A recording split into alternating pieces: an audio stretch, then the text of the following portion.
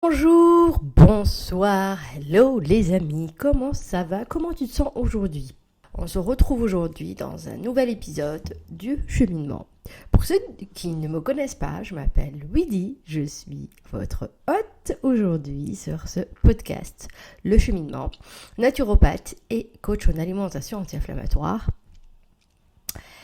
et votre compagnon dans la découverte de la vie avec les maladies chroniques inflammatoires. Aujourd'hui, nous allons plonger dans l'histoire de Bella Hadid ou Hadid et sa lutte contre la maladie de Lyme.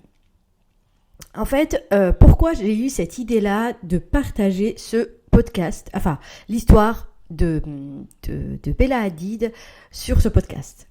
En fait, quand elle a commencé à partager son histoire, alors moi je la suis pas sur les réseaux, mais je la connais évidemment.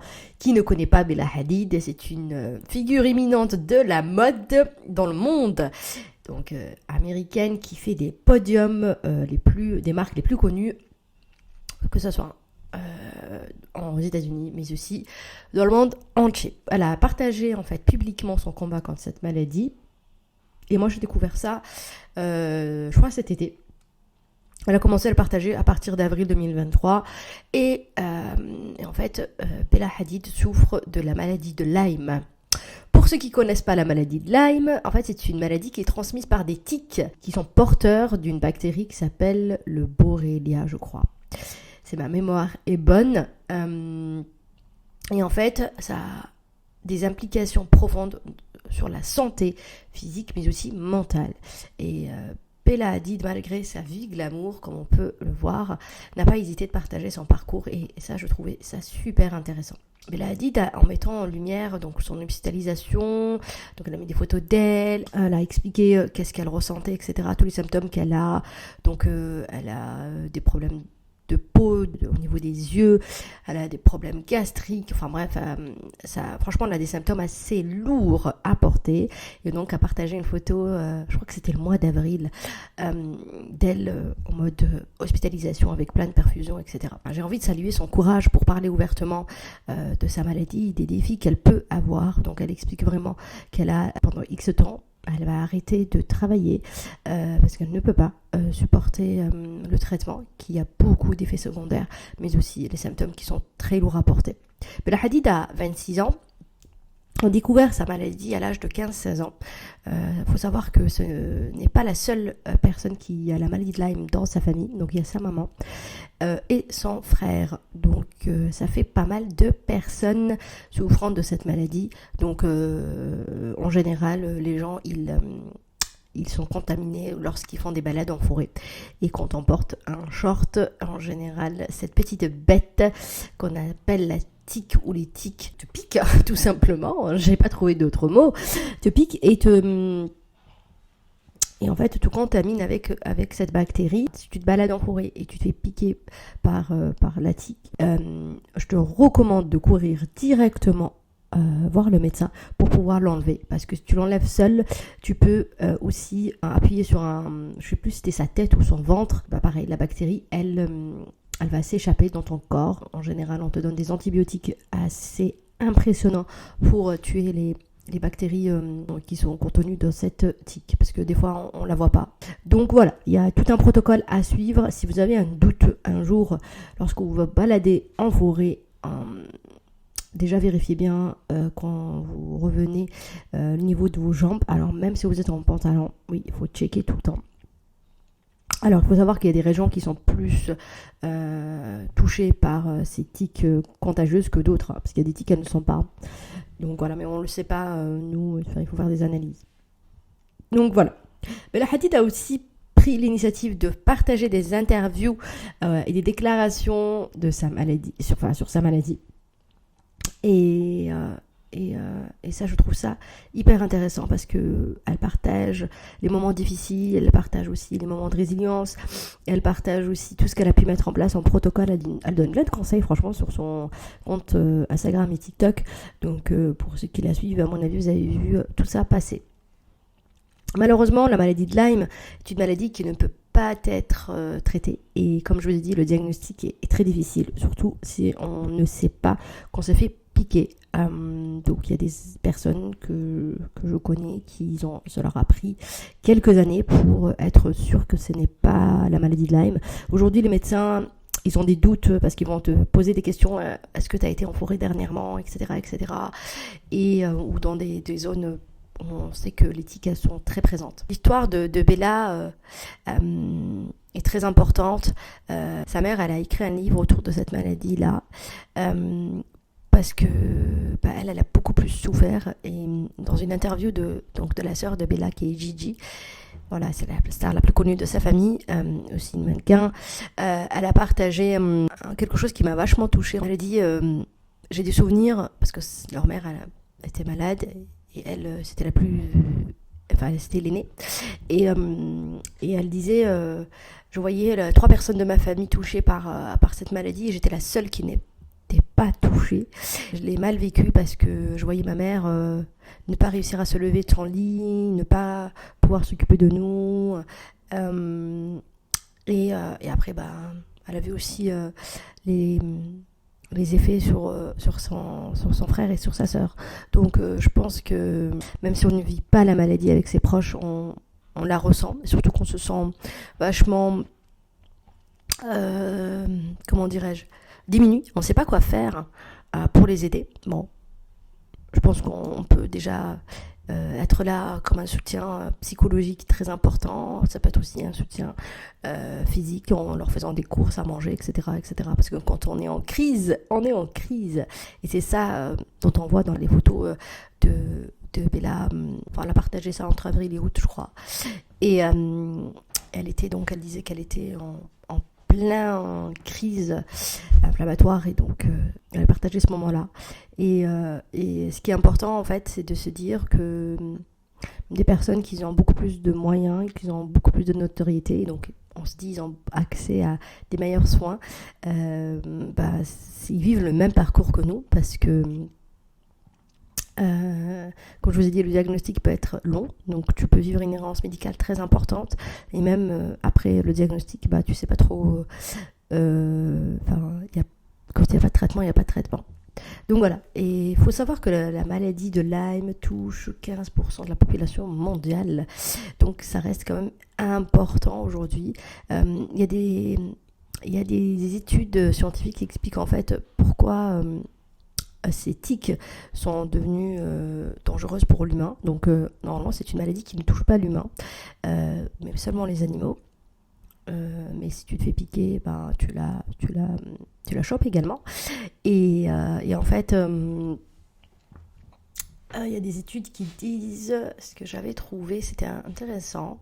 Après, il faut voir, est-ce que c'est réel, est-ce que c'est worldwide, cette explication. Il disait que le réchauffement climatique et ce qui se passe dans notre monde a sûrement aidé au développement de cette maladie, et donc qui nous vient de la part de ces petites bêtes, mais ça ne rassure pas, parce que le réchauffement climatique va continuer encore pendant des siècles si personne ne décide de bouger.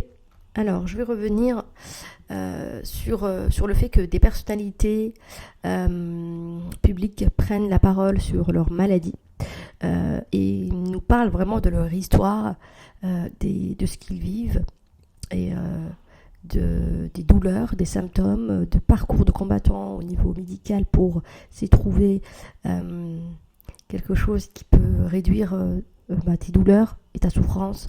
Donc je trouve ça hyper intéressant.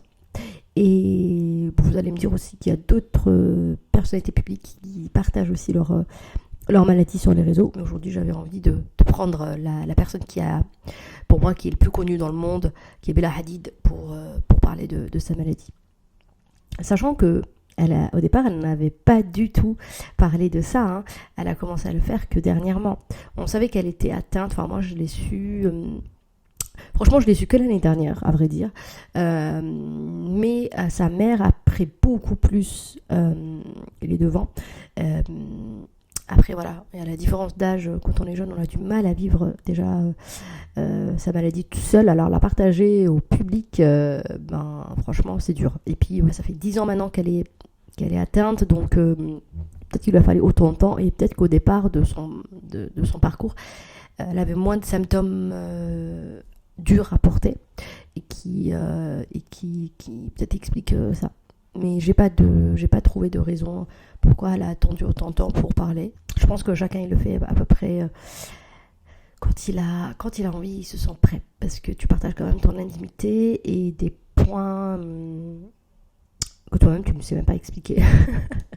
Bref, j'essaie de me projeter un petit peu d'elle en ce qu'elle a vécu Bella en moi, et je pense que c'était ça son parcours. En tout cas, moi j'avais vraiment honte de dire telle ou telle chose déjà au travail, déjà sur les réseaux, etc. Le but de cet épisode, c'est de te partager les leçons que nous on peut prendre en compte par rapport à ce qu'elle a vécu Bella et sa lutte contre sa maladie.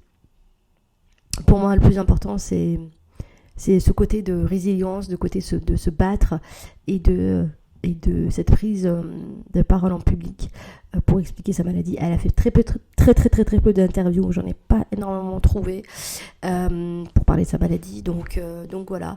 Et surtout les perspectives sur la résilience, comme je vous ai dit tout à l'heure, et l'importance de parler ouvertement de la santé mentale, parce que franchement, oui, ça agit de ouf. Et les conséquences peuvent être dramatiques pour certaines personnes qui peuvent aller très loin dans leur dépression. Et parce qu'ils ne sont pas du tout pris en charge. Donc voilà. Ça, c'est le côté un peu moins sympa de la vie d'une personne malade. Et ce que j'ai envie de dire, c'est que le fait que Bella Hadid nous montre ce qu'elle a vécu et trouver le courage de le faire publiquement, c'est très important. Surtout quand on est jeune et quand on a une carrière comme la sienne. Même nous, en tant qu'individu lambda, c'est déjà très dur, alors imaginez pour elle. Et ce qui m'intéresse dans ce parcours-là, c'est sa façon de voir sa maladie et le fait de se dire, bah là, je vais faire une pause sur ma carrière et je vais prendre soin de moi avant de revenir, et de se dire, bah stop, aujourd'hui, je fais vraiment cette pause parce que mon corps, il me le demande, et de parler de, comme je dis, de santé mentale, de tous les symptômes qu'elle peut avoir, et de ce côté résilience et d'acceptation de la maladie. Peut-être qu'au départ, on a du mal à le faire. En tout cas, c'est le parcours de toute personne qui apprend qu'elle a une maladie chronique. Trouver de l'inspiration dans ces personnes-là. J'ai hâte d'avoir de ces nouvelles après sa crise, et peut-être après son retour. Peut-être que maintenant, elle va mieux et elle a toujours pas envie de partager ça. Mais voilà. Entourez-vous de personnes qui sont positifs, et je pense que pour moi c'est une clé de réussite dans la prise en charge, déjà pour toi, dans ta prise en charge, dans l'acceptation de la maladie. Je sais pas dans quelle phase tu es, mais l'espoir il y est, donc il faut le garder. Voilà. J'espère que cet épisode vous a plu. Je voulais juste vous donner de l'espoir et des outils. N'oubliez pas que l'entourage est très important, que notre mindset, notre mental est très important. Et ce côté de résilience, ce mot, en fait, je vais finir le podcast aujourd'hui avec ça. N'oubliez pas la résilience. Essayez de l'intégrer dans votre parcours, dans votre vie quotidienne, et vous allez voir, on va trouver les jours ou les phases, je vais parler comme ça, où on n'est pas en inflammation. On va vivre à fond sa vie. Et c'est ce qui compte. Et le jour où on doit arrêter, freiner, se reposer, on va le faire. Voilà. C'est ce que j'ai compris de ce parcours de Bella. Donc n'oubliez pas de prendre soin de vous, de surtout partager cet épisode à toutes les personnes qui souffrent de maladies inflammatoires, mais aussi votre entourage, pour qu'ils comprennent également comment tu le vis, quels sont tes challenges et quelles sont tes difficultés. Voilà, parce que quand on ne vit pas les choses, comme je vous ai dit, Didi, elle a bien expliqué dans une interview en disant, ben voilà, je peux pas aider ma famille, je peux pas les comprendre dans le sens où je n'ai pas ces symptômes-là. Donc prenez soin de vous, j'ai hâte de vous retrouver dans un prochain épisode, et si vous avez des suggestions d'épisodes, enfin de sujets que vous voulez que je traite, ou de personnes que vous voulez que j'invite, je serai trop contente de les recevoir.